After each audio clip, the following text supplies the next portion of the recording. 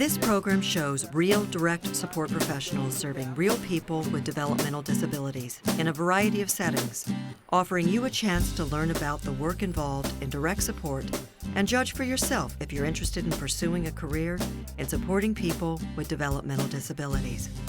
It's important to know the realities about direct support work prior to employment because it increases chances that you'll select a job that you'll do well and enjoy. Your commitment to the people you support will be enhanced, as will your professionalism and self-esteem on the job. Direct support professionals play many roles. They work as companions, advisors, counselors, chauffeurs, cooks, teachers, and assistants, to name a few.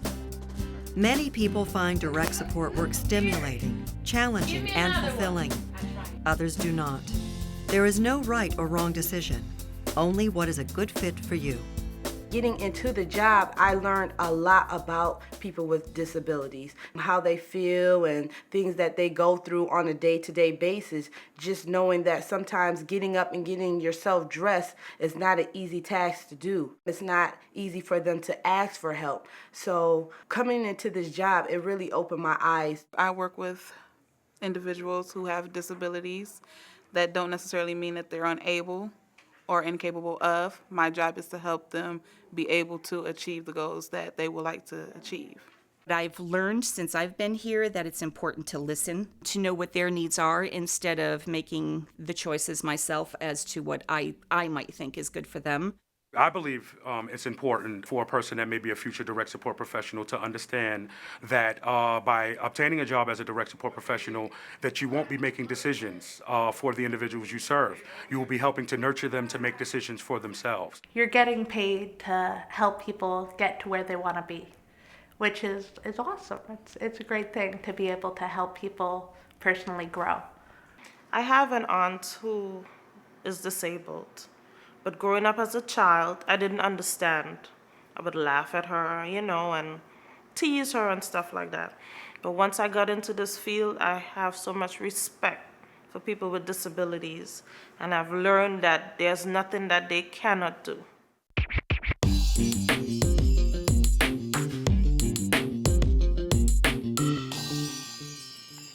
Tim is just an overall magnificent person. 3 days a week, he volunteers at different places. The local Catholic church here, where he dusts all the pews in the entire church. He has so many gifts. With a direct support professional, you're not just there to take care of maybe the medical needs of the person, but you're trying to get them involved in things going out in the world. You're trying to help them expand their world and find out what they're good at. I work one-on-one with Demetria. I assist her with her ADL or activities of daily living. Once you get the hang of it, it's like second nature. I really feel like we're connected. When I first started, it bothered me when she had a seizure, but now I've learned to deal with it. We're like sisters. I come, I talk to her.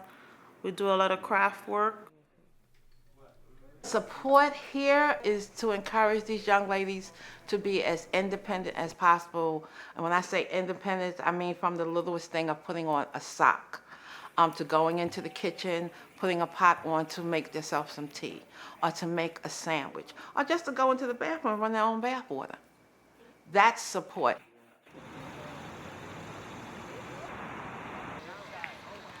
I support people with disabilities. I help them with their daily activities, shopping, taking them on trips. So we're out here and we're just having fun. And it builds relationships with all the participants. And when they have fun, everyone has fun, and relationships just build from there. I feel that I'm helping them just to be more secure with themselves. When you first start communicating with participants, there could be some challenges with maybe not correctly hearing them or functioning well in sync with them, but you start to get a feeling with each participant you're with, and you start to know what they like or what you both like, and you start to use that in your advantage. You wear many hats at times. You can be a friend or a mom or even their therapist if they need someone to vent to. What I do is anything and everything. Some days we have our driver's hat on, sometimes we have our cook hat on, sometimes it can be just a loving, tender moment. And you gotta come not with one specific skill, but ready to develop new skills as well.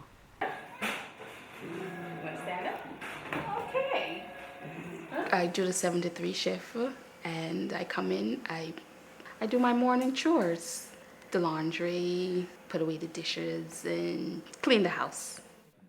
Teeth brushing, hair combing, they have to do showers, cooking, feeding, and people have to be trained in the kitchen on how to cook. You have to have patience because you're dealing with different moods. I come in and I have to deal with 4 different moods, some happy, some sad, some, aggressive. So you have to know how to deal with each one of these. We're not a hospital. We're not a nursing home. We're a home. So as much as we have folks that are medically more fragile than a lot of others, it's still their home. The people that live here expect us to make sure that they're safe. They expect us to make sure that they're happy and clean and content and living normal lives. Making sure that they eat properly, they dress properly, all social well-being is perfect. If our direct support doesn't have it when they started, a background in medicine, then they'll learn it here. At the beginning, it can be very frightening and overwhelming to someone who's not used to that environment. The job is not easy. It's not easy at all. No matter what shift you're working, there's always something going on. Sometimes it's a little stressful. It can be, very demanding. Sometimes it's hard work, but we get it done. We know about all of their disabilities in here and all their medical needs. You have to be aware of changes in their bodies. We have to be on a lookout for that. And if we see anything that's out of the ordinary, we let everybody know. Our direct support people get very good at observation and picking up signals, nonverbal signals.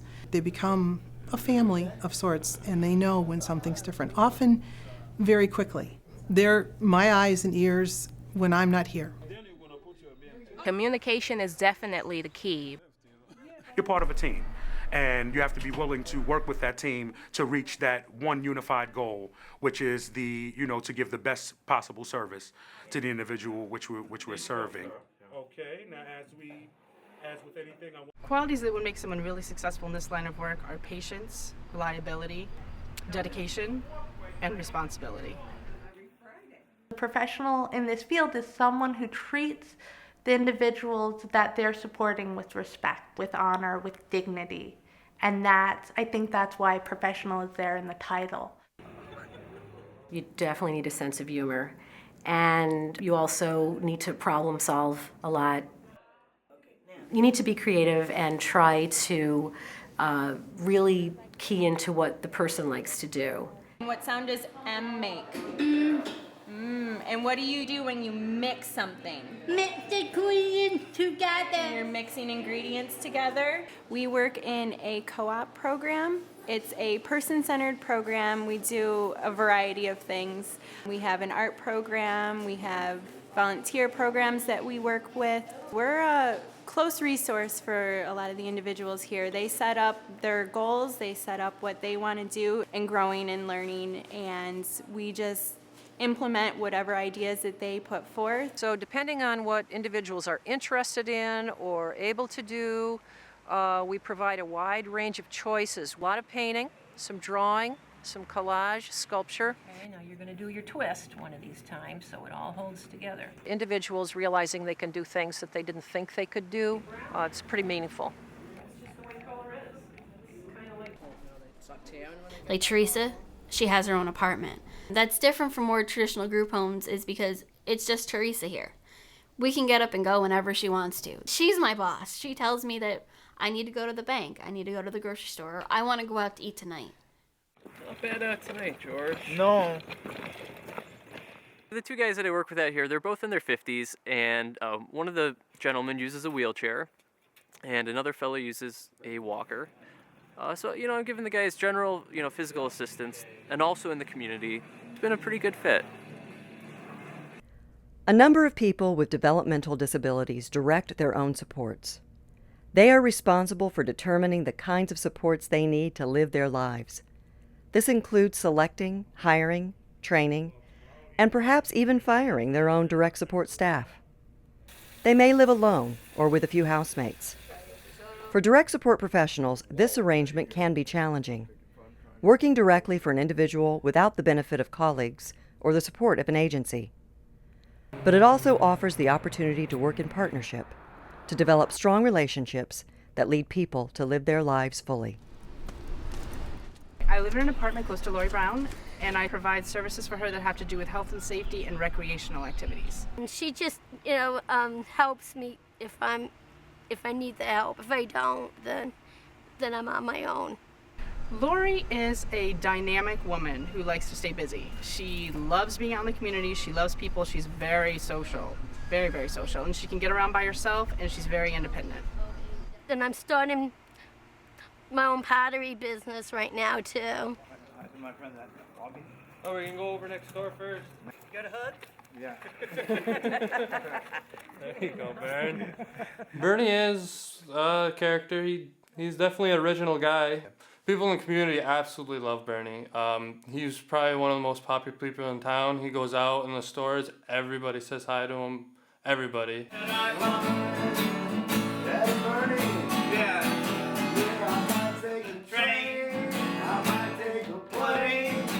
Oh, he loves the guitar lessons. We've been doing them probably about 3 months now. He's getting really good at the guitar. He is. Viola is 77 years old, and she has cerebral palsy, and she lives in her house that she's lived in all her life. Viola can speak some. She tries to tell me, and now I'm getting so I understand a lot of what she says. She has a speech impairment, and she types emails and other things on the computer to people, and she'll write things to me. She wants to tell me if I don't understand what she's saying. How you doing, Viola? Hi. I just love being able to come here and help her so she can stay in her house and do her activities of daily living. Okay. All right. Okay. I discussed with you on what you got to do. This is a place where we prepare the people that come here every day. We do in-services. We train them on doing interviews, speaking skills, working with the computer, doing data entry, helping them to be more positive and assertive, and be sure of what they want in this world. And once you understand detailing and you understand, Brian is a very bright guy. Brian does the footwork and he does the research, and he comes to me and tells me this is what he wants to do. I printed your resume out, and we're gonna do a practice interview. We do mock interviews, so when they actually do go on an interview, they basically have an idea of what to expect. So they act natural, they be themselves, their personality comes through. So the person that's interviewing them can really see the person for who they are and see past the disability. Okay. So this is the week of the 24th. Now let's check it out here. Here, where our specialty is finding employment for these individuals, we're working side by side with that individual. We're making no decisions for them. We don't decide what jobs we apply for them. So it's still, in a sense, direct care. Even though I'm in the employment specialty, I've never left direct care. Regardless of what you're doing, you're working directly with that individual. Once they do find those jobs, then I assist them with maintaining their positions by offering job coaching supports and ongoing assessment. Can I put my water away? Sure. The best part about it is when you do find that perfect position and that perfect job match, and you get to see the individual, be so happy, and the employer with that position and job. Albert at McDonald's is perceived as a great worker. The customers know him. They always compliment him on the work he's doing. If he's mopping the floor, they'll say, wow, great job. A lot of people come in, and I'm like, Albert, you must know the whole world, because people are constantly greeting him by his first name. So he's become quite a legend at the McDonald's. Bye. Bye. See you later. You need to understand that the people that you're supporting, that their lives, their agendas, what's important to them, their goals, always come first. People that I work with, I am finding that they are far more independent and capable at times, and I'm learning to step back to see what it is that they are able to do for themselves and to encourage them so that they can make the next step towards their independence. I bridge people into the community to either work or volunteer. I accompany people to doctor's appointments. I am, in part, a liaison between government agencies and the individual in helping them with paperwork, things of that sort. There's also a lot of fun stuff. You have to love people. You have to have a heart. You just can't come in for a paycheck. Because you do that, you're not going to like it. You're just going to leave. When staff come and go, sometimes I get like attached to somebody, and it kind of gets me upset. We're their family. For some of them, we're the only family that they have, so they look forward to seeing us every day.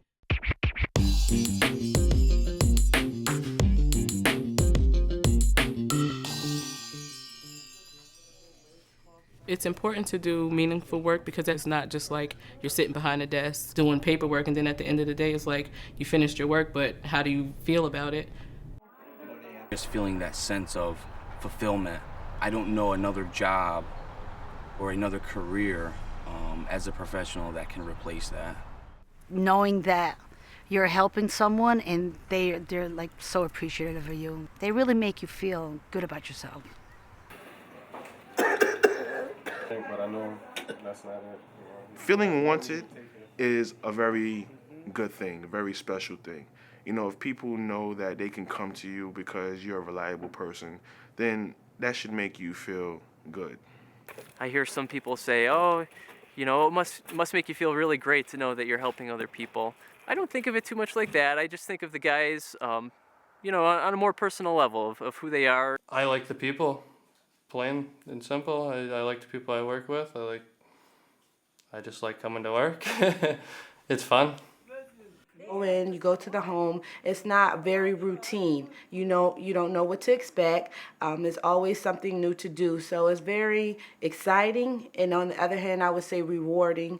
Rewarding because you're helping someone out, you're making a difference. And at the end of the day, I kind of feel like I made a change.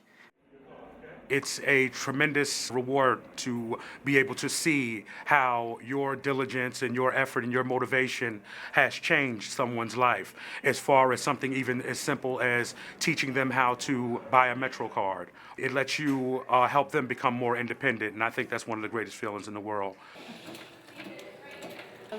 I really enjoy the work that I do, and I really enjoy seeing the smiles on their faces when I feel like we've accomplished something in their lives. It's very important to me personally because I feel good when I help people. I love it when the parents say, oh, you're doing such a good job. Thank you so much. That's more fulfilling than anything, to know you did your best.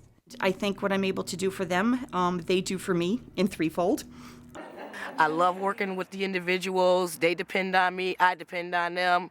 Their well-being, making sure that they are a part of the community.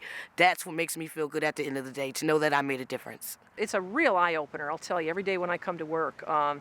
I learn, it's a cliche, but it's so true. I learned at least as much as the individuals I work with learn. It's such a dynamic give and take that it's a terrific opportunity to be a DSP.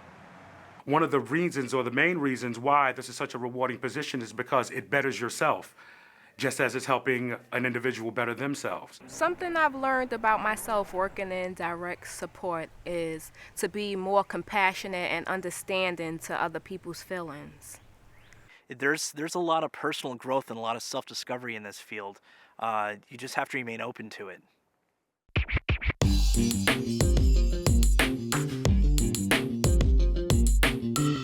The most challenging part of my work is trying to make sure that everybody's needs are met. Sometimes it's hard. We have to write whatever happened. We document it. So the time it happened, what happened, So it's different paperwork we have to do just to make sure that everything is running smoothly. Safety is pretty important, especially when nobody here can really say when something is wrong with them. We have to feel for them. We have to know when something is wrong with them. As time grew on, you know, I learned to be more patient, more tolerant of everything that went on. And that was something that I definitely had to learn and grasp. He was right in the way. He didn't mean to be in your way. He was sleeping while he was sitting there. Working with challenging behavior is very difficult. It's scary because, you know, you have to get this person calm because you have other guys you have to deal with and you have to keep the other guys calm. He's never listening to me. He's yelling and screaming. He just spit in my face. So it's about, you know, having that patience and understanding to know that he's actually in crisis and he needs support and not someone just getting upset with him. They can push your buttons just because of that's how they communicate is different than others. So you need to have some extra patience. Because you need patience. My God, do you need patience? Something that we take for granted every day is an issue for some of the individuals, and to be compassionate and understanding and listening. People quit because they're afraid, you know, because there's many different disabilities, and, you know, a lot of people, they're afraid of that. You know, they don't give it a chance. You're very important to the individual you serve because of the relationship. It's giving that individual the assurance that you care for them and you're going to be there on a daily basis or when you're needed. We have our bad days just like any family does. She'll yell, everything like that. She'll yell at me, but she knows I'll be back the next day. No matter what happens, I'll be back the next day. You gotta be very social, very upbeat, very positive. You leave all your negativity at the door. And you come in, you change your whole attitude because how you act reflect on the girls. If you're depressed or you're sad, you're angry, you cannot let them see that. I'm here 6-7 days a week, you know, 2-3 weeks straight sometimes.